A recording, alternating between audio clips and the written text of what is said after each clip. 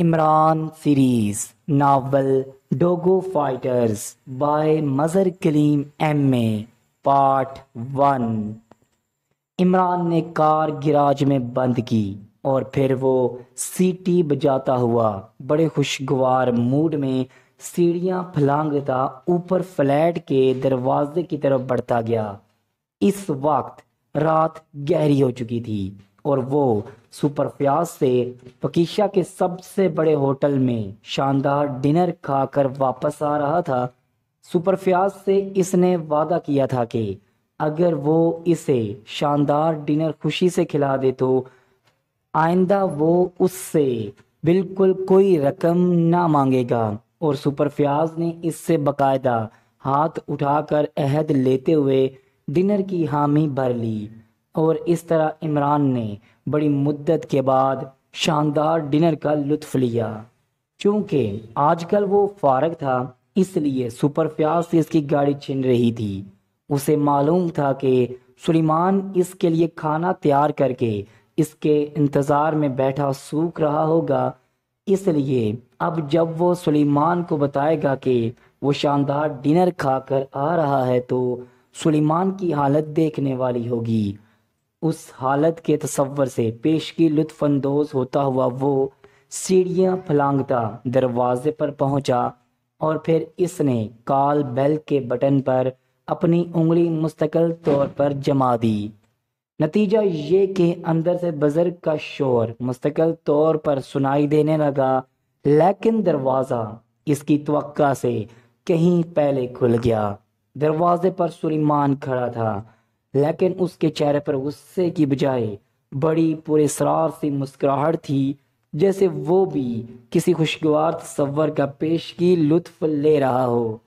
السلام علیکم ورحمۃ اللہ وبرکاتہ جناب آغا سلیمان پاشا صاحب، عمران نے بڑے میٹھے لہجے میں اور اونچی آواز میں کہا۔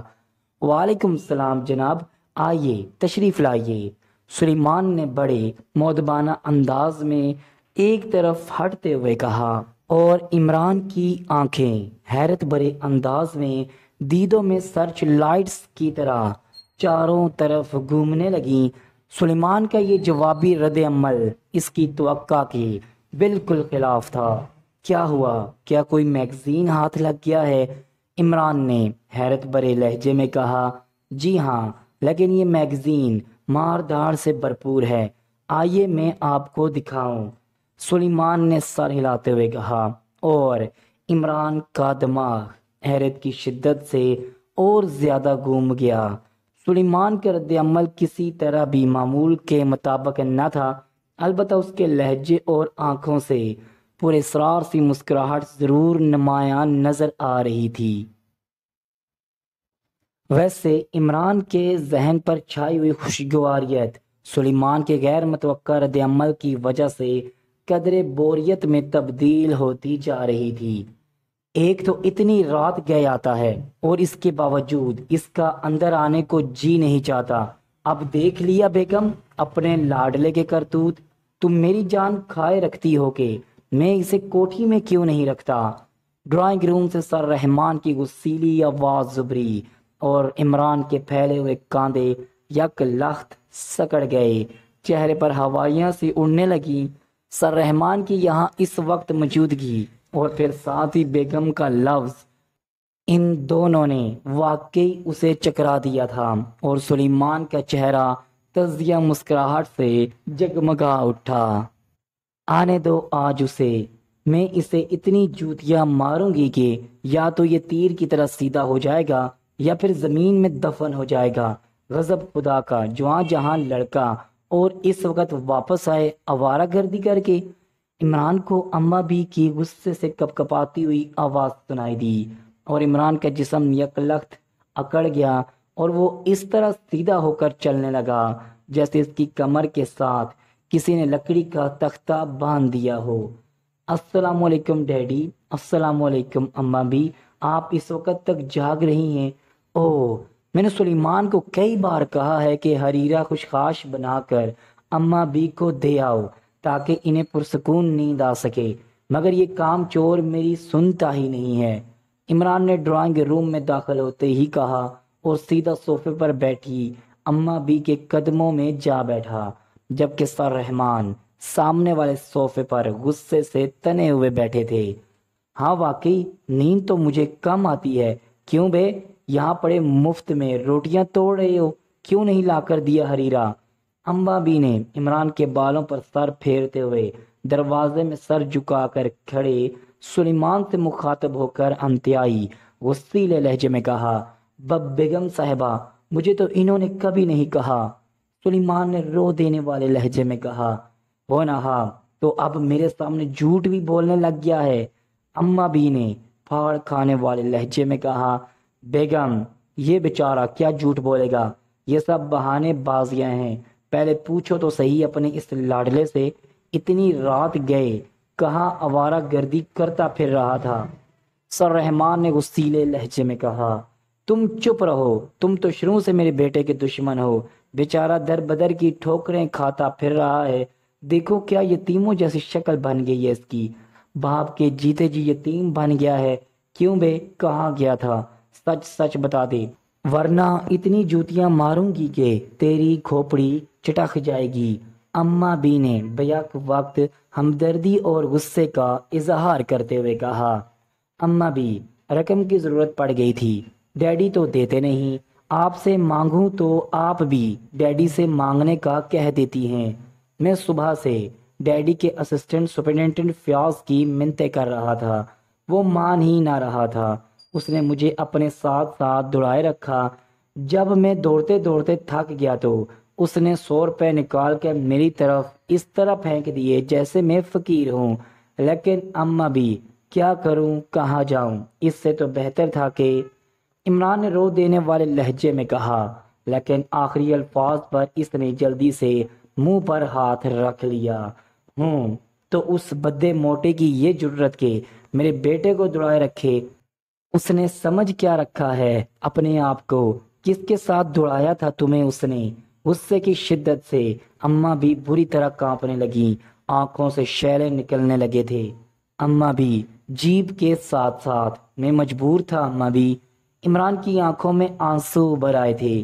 ہائے ہائے، میرا اکلوتا نازوں سے پلا ہوا بیٹا اس موٹے بدے کی جیب کے ساتھ ساتھ دوڑتا رہا رقم کے لیے، اور تم سوٹ چڑھائے ٹانگ پر ٹانگ رکھے آرام سے بیٹھے ہو۔ میں کہتی ہوں کیا کرو گے اس دولت کا، اس جاگیر کا؟ کیا فائدہ ہے تمہاری اس جاگیر کا اور تمہارے اس عہدے کا؟ میں بھی کہوں میرا بیٹا روز بروز سوکھتا کیوں جا رہا ہے؟ دیکھو تو ہڈیاں نکل آئی ہیں، دوڑ دوڑ کر نکالو رقم اور دو اسے، ورنہ میں اپنی اور تمہاری جان ایک کر دوں گی۔ اماں بھی تو غصے سے بری طرح پھٹ پڑی، بیگم یہ ویسے ہی بول رہا ہے، اس کے پاس تو کار ہے، خواہ مہا بکواس کر رہا ہے۔ سر رحمان نے غصیلے لہجے میں کہا، وہ ڈبیا وہ کار ہے، تم اسے کار کہتے ہو؟ خود تو لمبی لمبی کاروں میں ٹانگیں پھیلا کر بیٹھتے ہو اور اس کی ڈبیا کو کار کہہ رہے ہو؟ تم رقم نکالو بس ابھی اسی وقت۔ میں کچھ نہیں جانتی، کیا قبر میں لے جاؤ گے دولت کو؟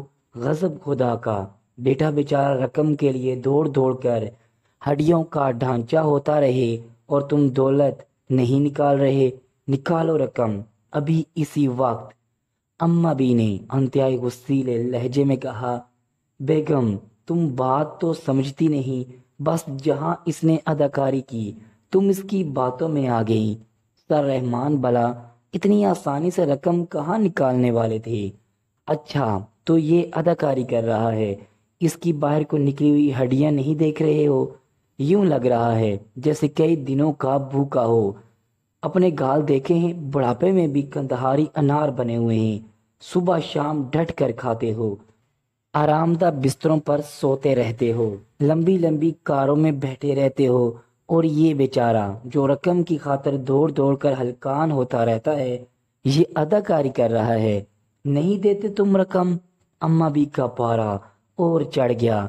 اچھا اچھا دیتا ہوں، صبر تو کرو، پھر تمہارا نروس بریک ڈاؤن ہو جائے گا۔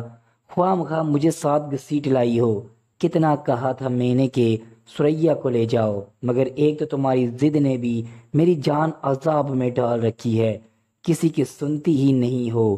سر رحمان نے انتہائی غصیلے لہجے میں کہا، اور پھر جیب سے بٹوا نکال کر انہوں نے اس میں سے 500 کے 2 نوٹ نکال کر عمران کی طرف پھینک دیے۔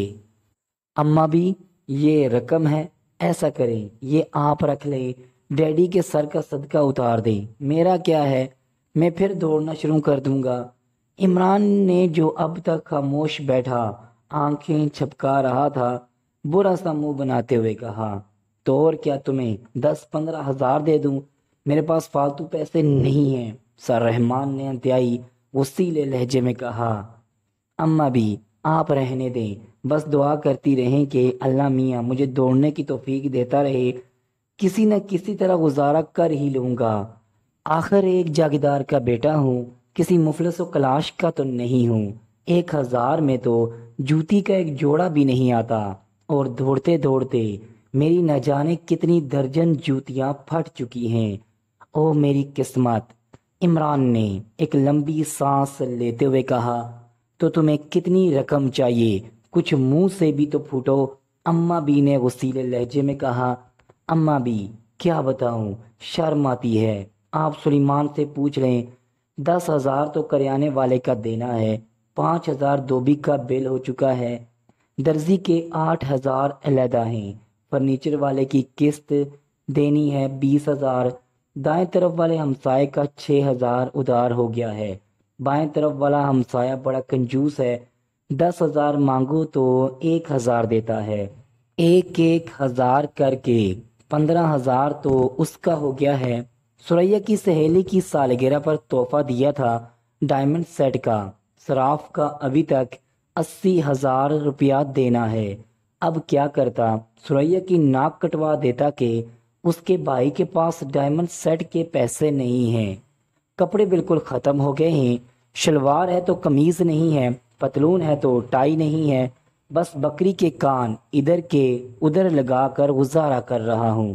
بجلی کا بل چڑھ گیا ہے، کسی بھی وقت بجلی والے آ کر کنیکشن کاٹ جائیں گے، سوئی گیس کا کنیکشن مدت ہوئی کٹ چکا ہے، مٹی کا تیل جلا جلا کر گزارا کر رہے ہیں، اور ڈیڈی دے رہے ہیں 1,000۔ نہیں اماں بھی، بس آپ رہنے دیں، میرا کیا ہے، بہت گزر گئی ہے دوڑتے دوڑتے، باقی بھی کسی نہ کسی طرح گزر ہی جائے گی۔ عمران نے منہ بناتے ہوئے کہا، یا اللہ اتنا ادھار، او میرے بیٹے پر اتنا ادھار، اور تم بیٹھے اور اسے پیسے نہیں دے رہے ہو، غضب خدا کا۔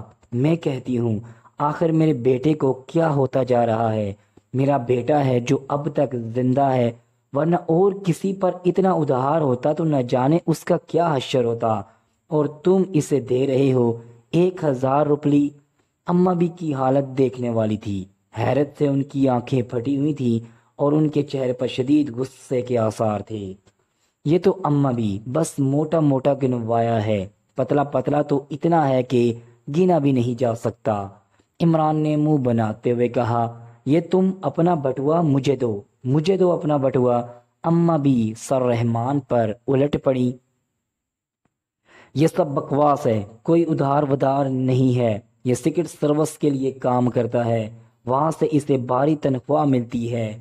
سر رحمان نے بے بس سے لہجے میں کہا، وہ واقعی بری طرح پھنس گئے تھے، آپ سلیمان سے پوچھ لیں اماں بھی۔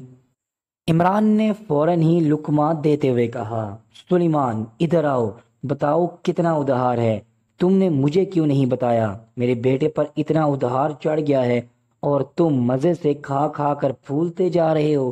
اماں بی نے سلیمان کو آواز دیتے ہوئے کہا، جی بیگم صاحبہ ادھار تو ہے، مگر چھوٹے صاحب نے منع کر دیا تھا۔ سلیمان نے ٹرالی دھکیل کر اندر لاتے ہوئے انتہائی مؤدبانہ لہجے میں کہا، ٹرالی پر دودھ کے بھرے ہوئے گلاس موجود تھے جن پر آدھی انگلی بالائی تیر رہی تھی۔ میں پوچھتی ہوں کتنا ادھار ہے، منہ سے پوچھو، اماں بی نے غصیلے لہجے میں کہا۔ چھوٹے صاحب نے واقعی موٹا موٹا بتایا ہے، 1,00,000 سے 2-4 روپے کم ہی ہوں گے۔ سلیمان نے اپنی جان چھڑانے کے سے انداز میں کہا، سنو آئندہ خبردار، ایک روپیہ بھی ادھار لیا مجھے فون کر دیا کرو، سمجھے؟ ورنہ میں تمہاری جان نکال لوں گی۔ اب اگر ادھار لیا اور تم دو اسے 2 لاکھ روپے۔ اما بھی نے سلیمان سے بات کرتے کرتے سر رحمان سے مخاطب ہو کر کہا، 2 لاکھ؟ تم بھی کمال کرتی ہو بیگم۔ سر رحمان 2 لاکھ کا سن کر اچھل پڑے۔ کیوں جان نکل گئی یہ 2 لاکھ کا سن کر؟ ابھی پرسوں تو زمینوں کا مینیجر 50 لاکھ دے کر گیا ہے، کہاں گئی وہ رقم؟ اپنے بیٹے کو نہ دو گے تو اور کس کو دو گے؟ اما بی نے انتہائی غصیلے لہجے میں کہا۔ مگر سلیمان تو 1 لاکھ کا کہہ رہا ہے، تم خواہ مخواہ حاتم تائی کی بیٹی بن جاتی ہو۔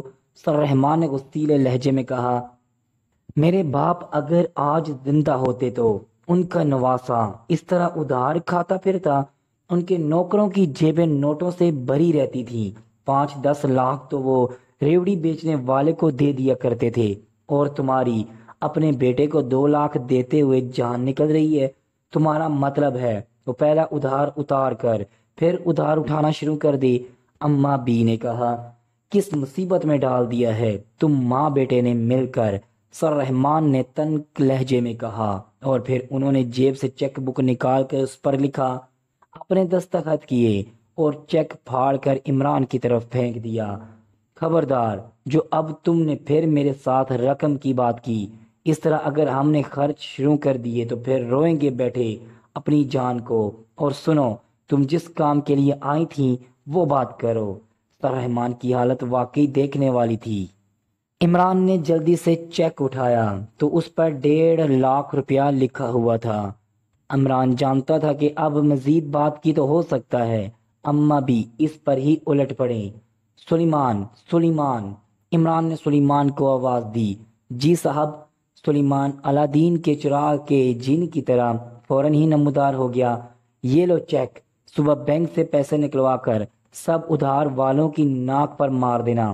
بڑے آئے تھے روب جمانے والے، انہوں نے کیا سمجھ رکھا ہے مجھے؟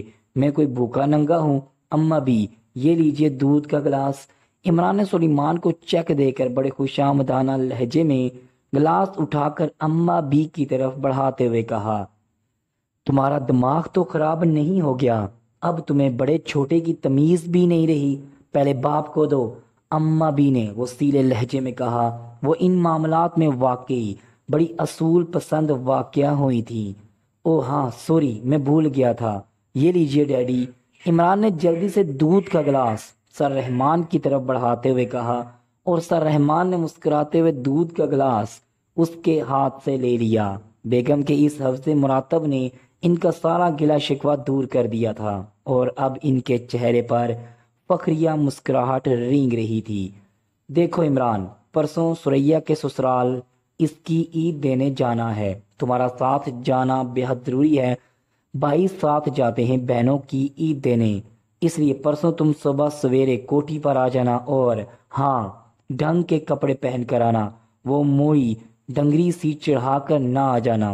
اما بی نے دودھ کا دوسرا گلاس ہاتھ میں لیتے ہوئے کہا، عید دینے؟ کیا مطلب اما بی؟ عید بھی دی جاتی ہے؟ وہ تو چاند نظر آنے پر خود بے خود ہو جاتی ہے۔ عمران نے حیرت سے آنکھیں چھپکاتے ہوئے کہا، ایک تو تم عقل سے کورے ہو، نہ جانے تم دونوں ان موئے دفتروں میں بیٹھے کیا کرتے رہتے ہو، تمہیں کسی چیز کا پتہ ہی نہیں ہے۔ لڑکی کی منگنی ہو جائے تو اس کے سسرال جا کر عید دینی پڑتی ہے، زیور، کپڑے اور دوسرا سامان، سمجھے؟ اما بی نے عمران کا کان پکڑ کر کھینچتے ہوئے کہا، تم نے خواہ مخواہ میری جان عذاب میں ڈال دی تھی کہ عمران کے پاس جانا ضروری ہے، بہت ضروری کام ہے، یہ بات تم اس سے فون پر نہ کر سکتی تھی؟ سر رحمان کو شاید علم ہی نہ تھا کہ بیگم انہیں کیوں ساتھ لے کر آئی ہیں، اس لیے بیگم کی بات سن کر انہیں غصہ تو آنا ہی تھا۔ بدشگونی کی باتیں مت کیا کرو، یہ موئے انگریزوں کے فون پر اب میں سریا کی عید کے بارے میں بات کرتی، کل کو تم کہو گے کہ بارات کے آنے کی کیا ضرورت ہے، فون پر ہی شادی ہو جائے۔ اما بی نے غصیلے لہجے میں کہا تو سر رحمان ہونٹ پھینچ کر خاموش ہو گئے، جبکہ عمران بے اختیار مسکرا دیا۔ ٹھیک ہے اما بی، میں پرسوں صبح بنفس نفیس حاضر ہو جاؤں گا۔ عمران نے کہا، کیا کیا کہہ رہی ہو؟ یہ موا نفیس کہاں سے ٹپک پڑا؟ کون ہے یہ؟ اماں بی نے چونک کر پوچھا۔ مم میرا مطلب ہے میں خود آ جاؤں گا، عمران نے بوکھلا کر کہا۔ تو اور کیا، تم پورے شہر کو ساتھ اکٹھا کر کے لاؤ گے؟ اماں بی کا غصہ اور بڑھ گیا۔ ارے نہیں اماں بی، شہر کو اکٹھا کرنے میں تو بڑی رقم خرچ آتی ہے، ٹھیک ہے میں اکیلا آ جاؤں گا، عمران نے کہا۔ سنو، صبح صبح آ جانا، دیر نہ کرنا، ورنہ جانتے ہو یہاں سے جوتیاں مارتی ہوئی لے جاؤں گی تمہیں، اماں بی نے اٹھ کر کھڑے ہوتے ہوئے کہا، اور سر رحمان کے لبوں پر مسکراہٹ رینگنے لگی۔ بالکل بالکل، میں ساری رات سوؤں گا ہی نہیں تاکہ صبح صبح پہنچ جاؤں، عمران نے بھی اٹھتے ہوئے کہا۔ کیا کیا کیوں نہیں سو گے؟ تمہارا مطلب ہے صبح جب تم آؤ تو ساری رات جاگنے کی وجہ سے تمہارے منہ پر پھٹکار پڑ رہی ہو؟ خبردار، رات کو سو کر آنا، اماں بی کو اور زیادہ غصہ آ گیا۔ اچھا اچھا، خوب ڈٹ کر سوؤں گا، آپ فکر نہ کریں، عمران نے کہا۔ اب چل بھی پڑو بیگم، اتنی رات ہو گئی ہے، سر رحمان نے دروازے کی طرف بڑھتے ہوئے کہا۔ تو کیا ہوگا، جنگل میں تو نہیں بیٹھے ہو کہ تمہیں ڈر لگ رہا ہے؟ اماں بی نے غصیلے لہجے میں کہا۔ اماں بی، آپ جائیں گی کس پر؟ کار تو باہر ہے نہیں، میں آپ کو چھوڑ آؤں کار پر، عمران نے کہا۔ کار باہر نہیں ہے تو کہاں گئی؟ اماں بی نے حیرت سے سر رحمان کی طرف دیکھتے ہوئے کہا۔ آ گئی ہوگی، میں نے ڈرائیور کو ایک پیغام دینے کے لیے بھیجا تھا، ضروری پیغام تھا، تم آؤ تو صحیح، سر رحمان نے کہا۔ اور پھر جب عمران ان دونوں کے پیچھے چلتا ہوا فلیٹ سے نیچے اترا تو واقعی باہر سر رحمان کی ذاتی شورلیٹ موجود تھی۔ ڈرائیور نے جلدی سے آگے بڑھ کر کار کا عقبی دروازہ کھولا اور اماں بھی اور سر رحمان کو بٹھانے کے بعد اس نے مسکراتے ہوئے عمران کو سلام کیا اور پھر کار لے کر آگے بڑھ گیا اور عمران مسکراتا ہوا واپس سیڑھیاں چڑھنے لگا۔ اگر آپ نے ابھی تک میرا چینل سبسکرائب نہیں کیا تو جلدی سے اس کو سبسکرائب کریں اور بیل کے بٹن کو دبا دیں تاکہ ہماری ہر آنے والی نئی ویڈیو کی نوٹیفیکیشن آپ کو مل سکے۔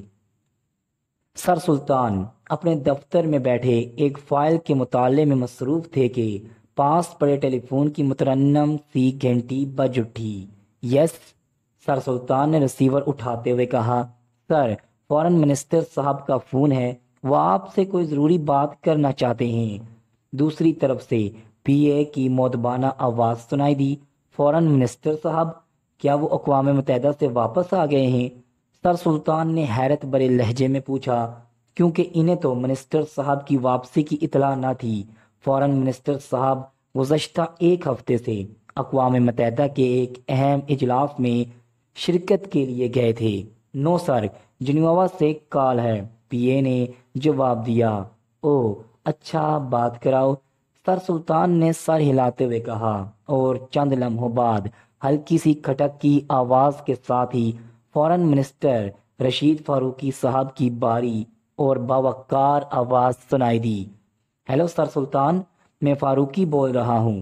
فورن منسٹر کے لہجے میں ہلکا سا مؤدبانہ پن شامل تھا، کیونکہ سر سلطان بے حد سینئر آدمی تھے اور منسٹر تو ایک طرف، صدر مملکت اور پرائم منسٹر تک ان کی بے حد عزت کرتے تھے۔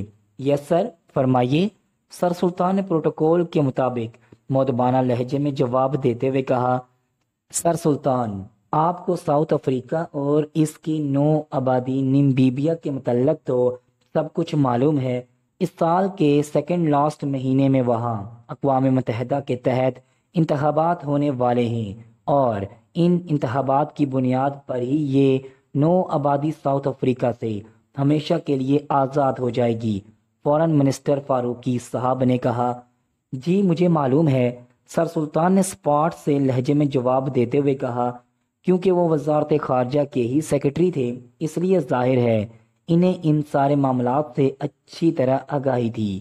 اور آپ کو یہ بھی معلوم ہے کہ نمبیبیا کی آزادی کے لیے وہاں جو تنظیم ایک طویل عرصے سے گوریلا جنگ کر رہی ہے، میرا مطلب تنظیم کوآبو، جس کا صدر سام مکوما ہے، اگر انتخابات ہوئے تو یہی تنظیم ہی اکثریت حاصل کرے گی اور نمبیبیا کی پہلی حکومت یہی تنظیم بنائے گی۔ فورن منسٹر فاروقی نے کہا، یس سر، مجھے معلوم ہے آپ کہنا کیا چاہتے ہیں۔ سر سلطان نے الجھے ہوئے لہجے میں کہا، کیونکہ فورن منسٹر صاحب یہ جاننے کے باوجود کہ سر سلطان ایسے معاملات سے ان سے زیادہ آگاہ رہتے ہیں، انہیں اس طرح سمجھا رہے تھے جیسے کسی نئے آدمی سے بات کی جا رہی ہو۔ میں آپ کی الجھن سمجھ رہا ہوں سر سلطان، لیکن صورتحال کچھ ایسی پیش آ گئی ہے کہ مجبوراً مجھے یہ باتیں کرنی پڑی ہیں تاکہ آپ معاملے کی نزاکت سے بخوبی آگاہ ہو سکیں۔ بات یہ ہے کہ ساؤتھ افریقہ کی سفید فام حکومت کسی طرح بھی یہ انتخابات نہیں ہونے دینا چاہتی، لیکن اقوام متحدہ کے بے پناہ دباؤ کی وجہ سے وہ مجبور ہے۔ لیکن اقوام متحدہ کے جنرل سیکرٹری صاحب کو حال ہی میں ایک اہم خفیہ اطلاع ملی ہے کہ ساؤتھ افریقہ کی سفید فام حکومت نے نمبیبیا میں ہونے والے انتخابات روکنے کے لیے ایک نئی پلاننگ کی ہے۔ انہوں نے ایک خفیہ تنظیم بنائی ہے جس کا کوڈ نیم انہوں نے نمبیبیا کے ایک قدیم دیوتا کے نام پر ڈوگو فائٹرز رکھا ہے۔ ڈوگو نمبیبیا کے قدیم مذہب میں زمین کا دیوتا سمجھا جاتا ہے جو دشمنوں سے زمین کی حفاظت کرتا تھا۔ اس طرح ڈوگو فائٹرز کا نام رکھ کر یہ ظاہر کیا گیا ہے کہ یہ تنظیم دراصل نمبیبیا کے تحفظ کے لیے قائم کی گئی ہے، لیکن اس تنظیم کے کرتا دھرتا ساؤتھ افریقہ کے سفید فام ہیں، اور انہوں نے یہ تنظیم اس لیے بنائی ہے تاکہ پورے نمبیبیا میں قتل و غارت کا ایسا طوفان کھڑا کر دیا جائے جس سے انتخابات کو ناممکن بنا دیا جائے۔ اس کے ساتھ ساتھ ہی یہ بھی معلوم ہوا ہے کہ اس تنظیم میں یہودی ایجنٹوں کو بھی بھرتی کیا گیا ہے، کیونکہ ساؤتھ افریقہ کی سفید فام اکثریت سے بڑا حصہ یہودیوں پر مشتمل ہے۔ اس تنظیم کے متعلق صرف ایک اطلاع ہی ملی ہے۔ ابھی اس تنظیم کو قائم کیا جا رہا ہے، لیکن جلد ہی اس نے کام شروع کر دینا ہے، اور اگر ایسا ہو گیا تو پھر نمبیبیا کی آزادی واقعی خواب بن کر رہ جائے گی، اور یہ آزادی پسند پوری دنیا کے لیے بہت بڑا المیہ ہوگا۔ یہاں تک بھی اطلاع ملی ہے کہ ڈوگو فائٹرز کا مین مشن یہ بھی ہوگا کہ نمبیبیا کی آزادی پسند تنظیم کوآبو کے صدر اور اس کے سرکردہ افراد کو بھی قتل کر دیا جائے تاکہ کوآبو کی طاقت کا ہمیشہ کے لیے خاتمہ کر دیا جائے۔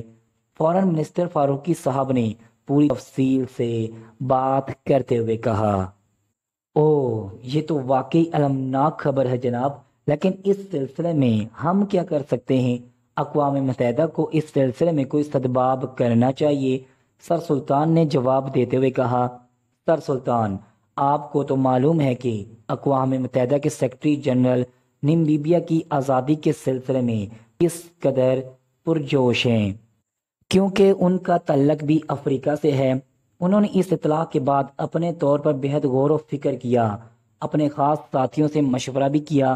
اس کے بعد انہوں نے مجھ سے ملاقات کی، خواہش ظاہر کی، اور مجھ سے ملاقات کے بعد انہوں نے یہ ساری تفصیل بتاتے ہوئے کہا کہ وہ انتہائی طویل غور و فکر کے بعد اس نتیجے پر پہنچے ہیں کہ اگر ڈوگو فائٹرز کے خلاف پکیشا سیکرٹ سروس کو حرکت میں لایا جائے تو اس تنظیم کا خاتمہ مکمل طور پر کیا جا سکتا ہے، کیونکہ تمام سپر پاورز میں کسی نہ کسی طرح یہودی لابیاں بے حد مؤثر ہیں۔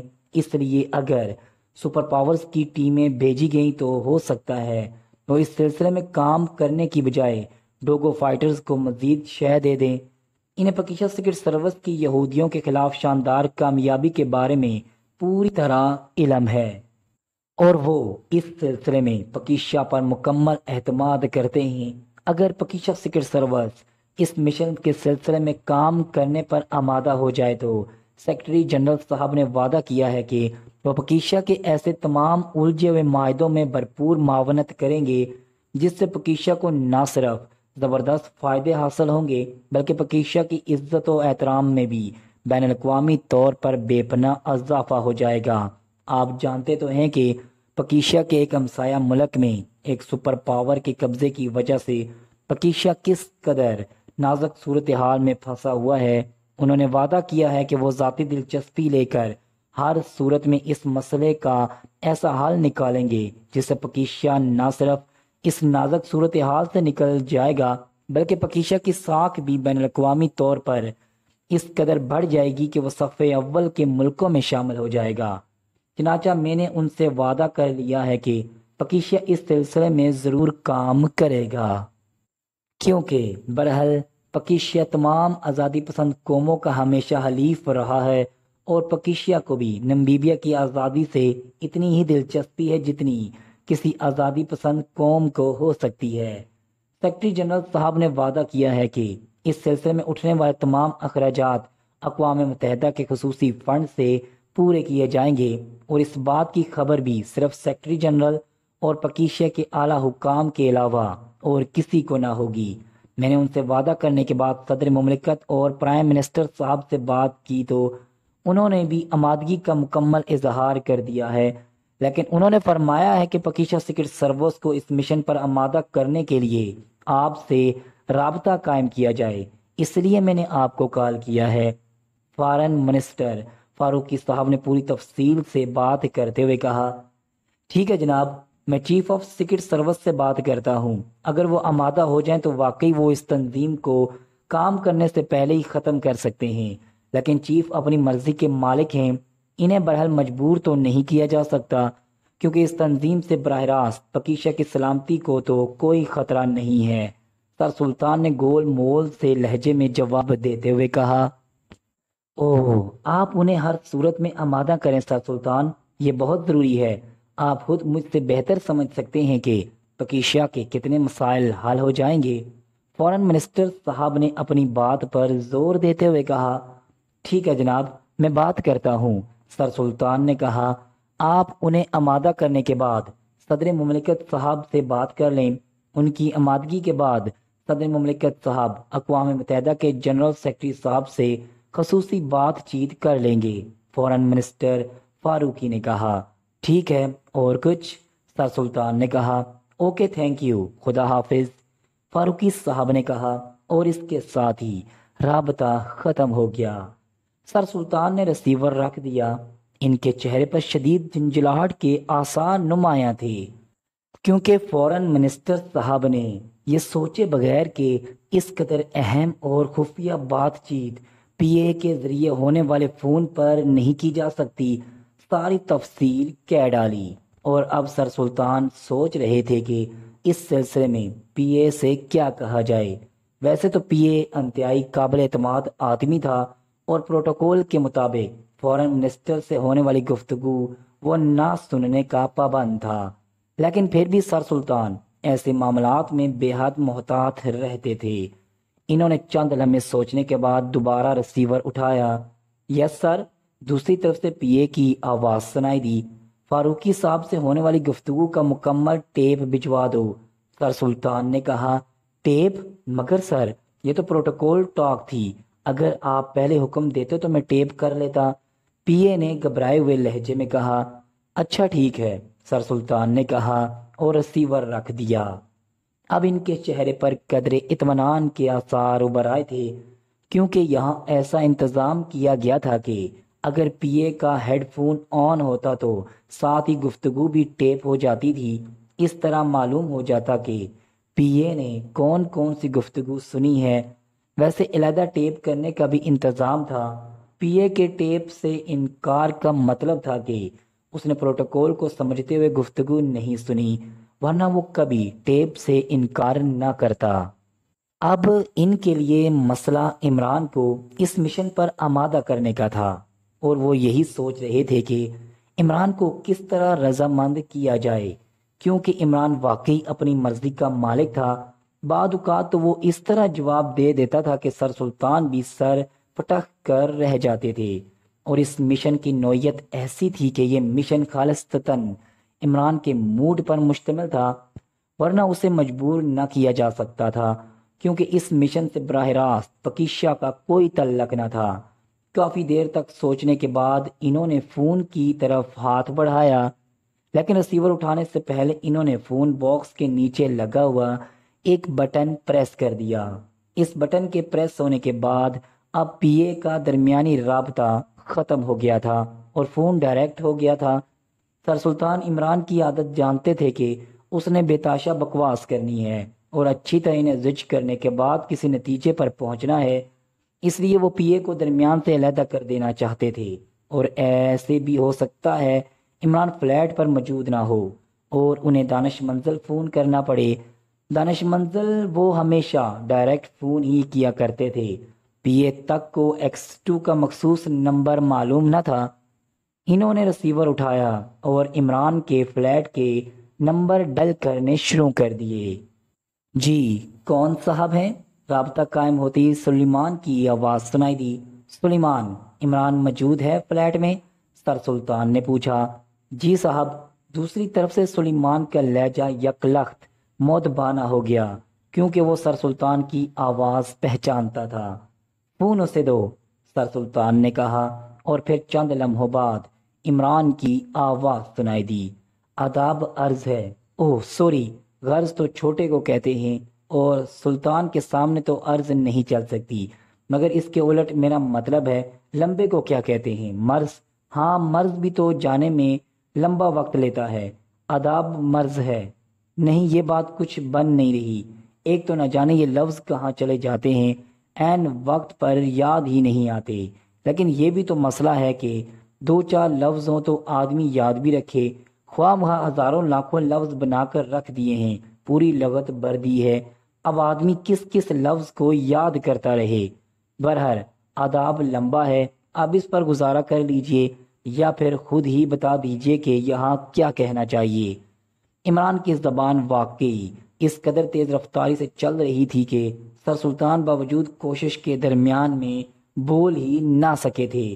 میرے دفتر آ جاؤ فوراً، سر سلطان نے جھٹکے دار لہجے میں کہا اور ریسیور رکھ دیا۔ ان کے چہرے پر ہلکی سی مسکراہٹ رینگ رہی تھی۔ انہیں معلوم تھا کہ اگر وہ ذرا بھی بات چیت بڑھا دیتے تو پھر 2 گھنٹے سے پہلے یہ گفتگو کسی طرح بھی ختم نہ ہوتی، اور اب عمران خود ہی یہاں آ جائے گا۔ چنانچہ ریسیور رکھ کر انہوں نے کال بیل کا بٹن دبا دیا۔ دوسرے لمحے چپڑاسی اندر داخل ہوا۔ سنو، علی عمران آ رہا ہے، اسے فوراً میرے پاس پہنچا دینا، اور برگر اور کافی کا بھی کہہ دو، سر سلطان نے چپڑاسی سے مخاطب ہو کر کہا، اور چپڑاسی واپس چلا گیا۔ سر سلطان دوبارہ فائل کو دیکھنے لگے، لیکن چند لمحوں تک ایسا کرنے کے بعد انہوں نے ایک طویل سانس لیتے ہوئے فائل بند کر دی، کیونکہ ان کے ذہن میں وہی ڈوگو فائٹرز والا مشن ہی گھوم رہا تھا، اس لیے فائل کی انہیں سمجھ ہی نہ آ رہی تھی۔ فائل اٹھا کر میز کی دراز میں رکھ کر انہوں نے تالا لگایا، اور پھر ایک طویل سانس لیتے ہوئے انہوں نے کرسی سے پشت لگا دی۔ اسی لمحے ٹیلی فون کی گھنٹی بج اٹھی